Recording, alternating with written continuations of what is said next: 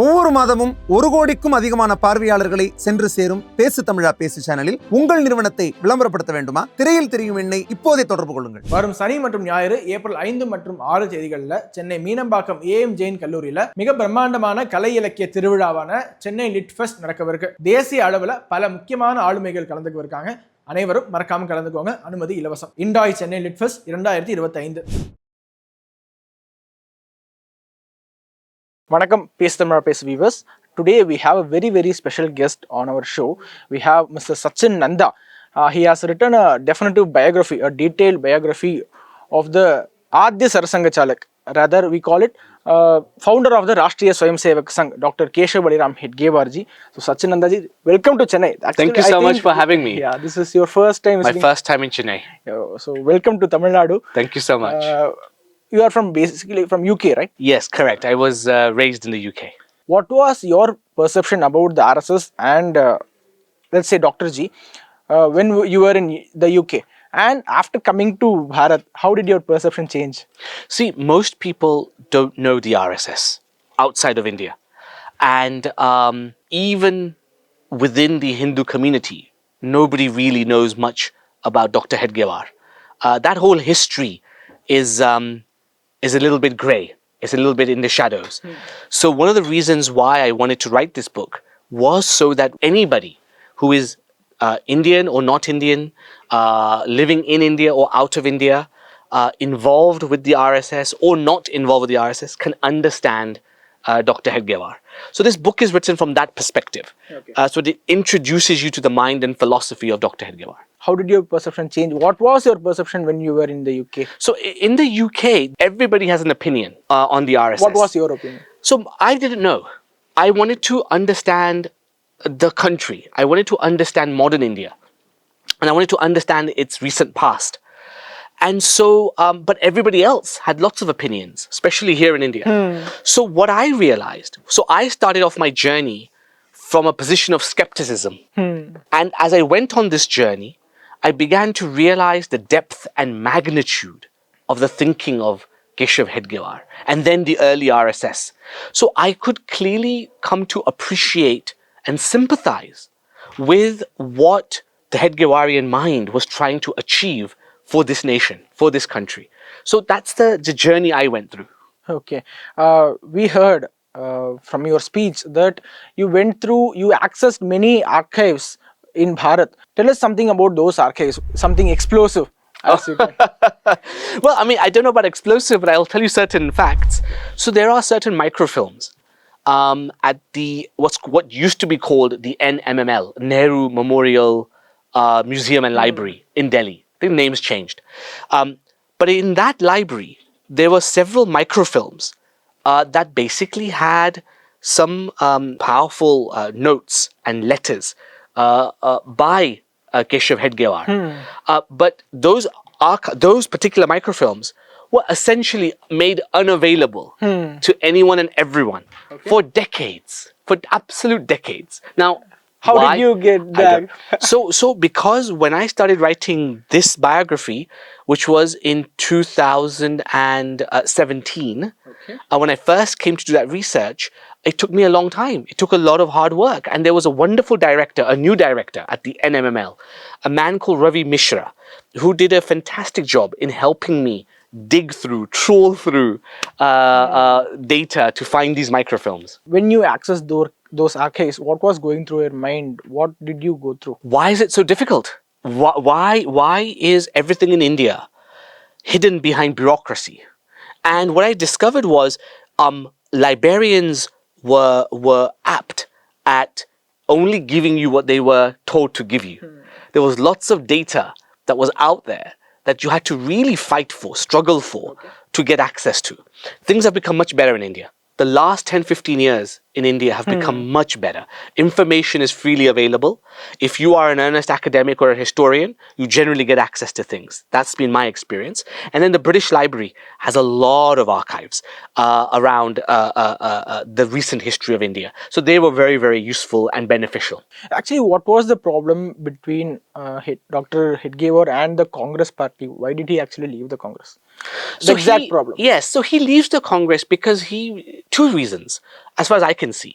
One is that the Congress was focused fully on post-independence India and developing a government, controlling the Rajya, right, the state, capturing the state.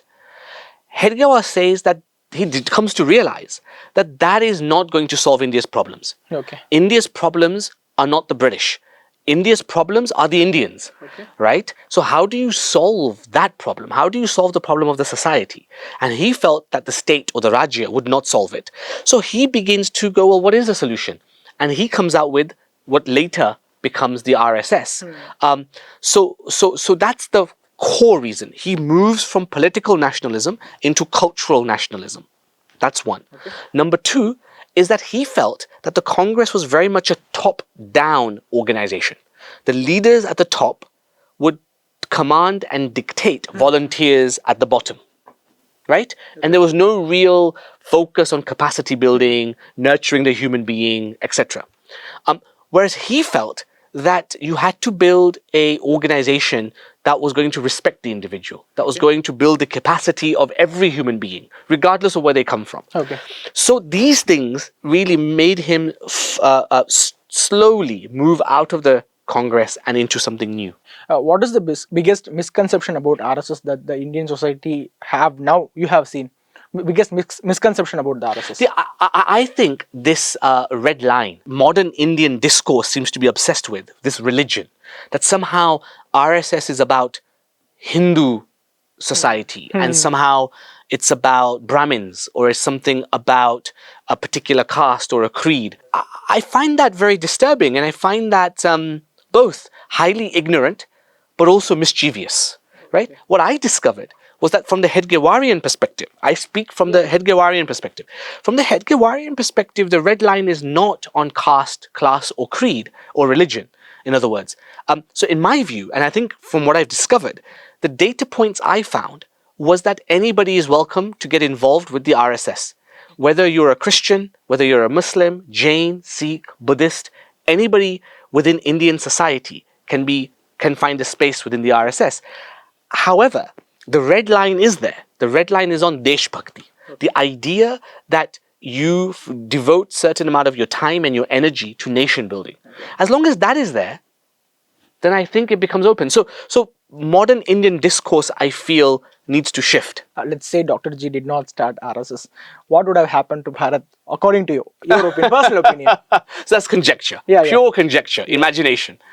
I think Indian society would have had even less social capital than it does today. And without social capital, you could not have robust civic institutions. And without civic institutions, you can't have a robust democracy. And so the very nature of Indian democracy may not have lasted very long without these sorts of civic organizations uplifting the society, whether it's tribal villages or organizing business. So I find that India would have probably been in a more fragmented position. Indian society may have splintered into even more groups. In the Hedgewarian view, where does the RSS stand now? What's the position of RSS? Did they actually achieve the vision of Dr. G, let's say 100 years down the lane? Not yet. Not yet. Not yet. The Hedgewarian mind, remember, sees a casteless society, Okay. a classless society, and a creedless society. Meaning that a human being should have the right to believe what they believe. They should have the right to worship how they worship. That's a private matter for the individual. Caste. He was absolutely against caste because he felt that caste stopped a human being from evolving and developing and mixing with other castes, other people. And so in order for India to develop and become a flourishing nation within the world, you had to have a society that went beyond these things. Has Indian society reached it yet? Only you know. So I think that mission is still... Yeah. Actually, I had so many questions. Just because we are running short of time, I'll just ask one last question. What was the opinion of Ambedkar and Gandhi about RSS? Because in the contemporary world, contemporary media discourse, both Ambedkar and Gandhi are told to be against RSS. What's the reality? again, the challenge with Indian discourse in modern times is that everything is politicized. I find there is a Everything real... is politicized. Everything is politicized. And everything, there is a dearth of honesty. So the reality, as far as I can see, the data points I found, was that Gandhi had tremendous respect for the project that Hedgewar was trying to launch, right? So Gandhi clearly comments that he saw the RSS camps as casteless, classless, and open to all forms of belief. So Gandhi respects that. Did Gandhi actually visit Sangh's camp? Correct. Yes. Because Twice. the Marxist communist historians deny the fact that Gandhiji visited. Well, either they don't know or they are mischievous. Okay. One of the two. But the fact remains that Gandhi visited the RSS on 2 occasions. He met Dr. Hedgewar once for 1 hour. They spoke in person. Okay. So we have those conversations. We have those interactions. We have solid evidence. We have solid evidence. Okay. And therefore, one can confidently say that there was respect for each other, though they disagreed on the vision of India. Okay. Gandhi had a very different vision of India to Hedgewar. There's no doubt. Okay. So intellectually, philosophically, they were very different. Yet there was respect for each other. And that, I think, is quite abundantly clear. Ambedkar, similar. Because the RSS was openly, a Shaka was a casteless space within a caste-ridden society. So Ambedkar is also very, very positive about that whole thing, right? But remember that the RSS was a very young movement in the 1920s, 1930s. So it was still at the very, very early stages. People like Ambedkar were kind of national leaders trying to talk about nation building. So actually, what was the relationship between Ambedkar and RSS? Was it so smooth or was it so rough? So as far as the data I have found so far, there was respect that they knew of each other, but there was no real deep interaction between the two, right? But they had respect. They had respect for each other. We know that much. Ambedkar welcomed the fact that these new concepts of the Shakas were casteless. Okay. He welcomed that. Also, we know that in the early OTCs, the officer training camps of the RSS, we know that Dalits were welcome. We know this because we know the registers. So we know that Dalits were welcome. We know that all people from all classes of society were welcome in these camps. So as far as I can see, I think on that basis, they were quite... For each and every RSS cadre, Vishwagurutvam is their ultimate aim, or let's say their ultimate aim is to make Bharat a Vishwaguru. What was the actual vision of Dr. Hedgewarji about the Vishwagurutvam? What exactly did he mean about the Vishwagurutvam? I didn't find much evidence of Hedgewar talking globally. I didn't see the words Vishwaguru anywhere. Okay, you didn't see? Didn't see it anywhere in his writing. What he did say was that if India can discover herself again, right? Rashtra Bhav. If the Indian can maintain each and every bit of his individuality, but underpinned by a common sense of Deshbhakti, a common sense of Rashtra Bhav. If the Indian can manage that, then the Indian would build enough social capital to cooperate, to build civic organizations, to innovate, to create wealth, to be a global power once again.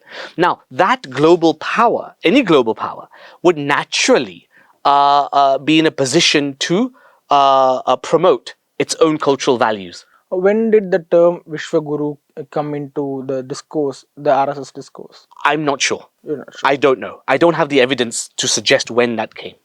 You did your research up to 1940. Correct. Okay. So anything up to 1940 I can talk about. Okay, in his final camp, he told, I can see a mini Akhand Bharat here. There were representatives across the nation for the OTC camp. Before his death, was Dr. Ji actually happy about his work? So, it's a good question. Keshav Hedgewar, in that last speech when he says, I see the Rashtra in front of me, that's exactly what he meant. He meant that I can see now thousands of young men, capable, confident, trained, but there were representatives from Tamil Nadu too. Correct. It had become it had began to touch many, many different parts of India. Right? We know that. East to west, north to south. We know that it had already spread. although young, although small relatively to what it is today. But the point you make about was he happy? I think Hedgewar was very worried for the future of India. He could see partitions coming. Partitions. He could see it. Multiple partitions. He could see them. He could see them all the way back into the mid-1930s. He saw these problems getting worse. So he was deeply concerned about India of his time. And so he was so motivated, so focused, and he wanted to work at speed in order to stop the fragmentation, in order to save the fragmentation. So I think Hedgewar seems to have died prematurely, relatively young, but he was really concerned for India's future, and that motivated him to work harder, to work faster. Okay, thank you so much for your time with Thank us. you so much for I having invite you to Chennai time and again. Please do come often.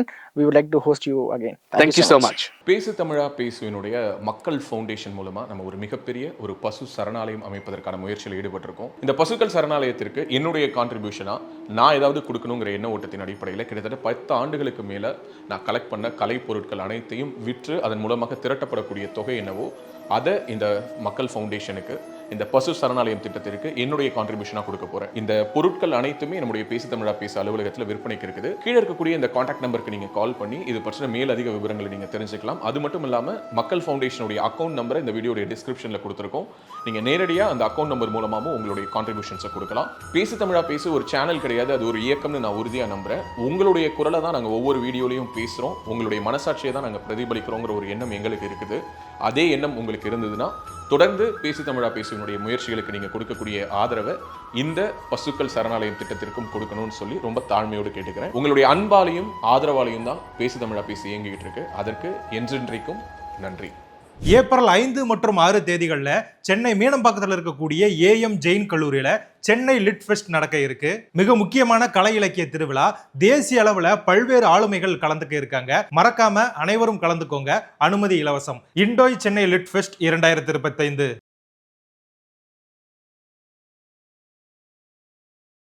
இப்போ உடல் ரீதியாக ஒரு பிரச்சனை வருது அப்படின்னா அந்த பிரச்சனைக்கு இந்த ஒரு வாஸ்து பாதிப்பு காரணமா இருக்கும் அப்படின்னு சொல்ல முடியுமா? உங்க வீட்டோட தென்கிழக்கு தெற்கு சார்ந்த 22 டிகிரில என்ன இருக்குங்கிறத நீங்க செக் பண்ணுங்க. நான் சொல்ற மாதிரி பாதிப்பு அந்த இடத்துல இருந்தது அப்படின்னா நிச்சயமா அந்த இடத்துல. இந்த மாதிரி ஆன்மீகம் மற்றும் ஜோதிடம் சார்ந்த இன்னும் பல வீடியோக்கள் பார்க்கணுமா? மறக்காம திருவருள் டிவிக்கு சப்ஸ்கிரைப் பண்ணுங்க. திருவருள் டிவியுடைய சேனல் லிங்க் இந்த வீடியோடைய டிஸ்கிரிப்ஷன்ல இருக்கு.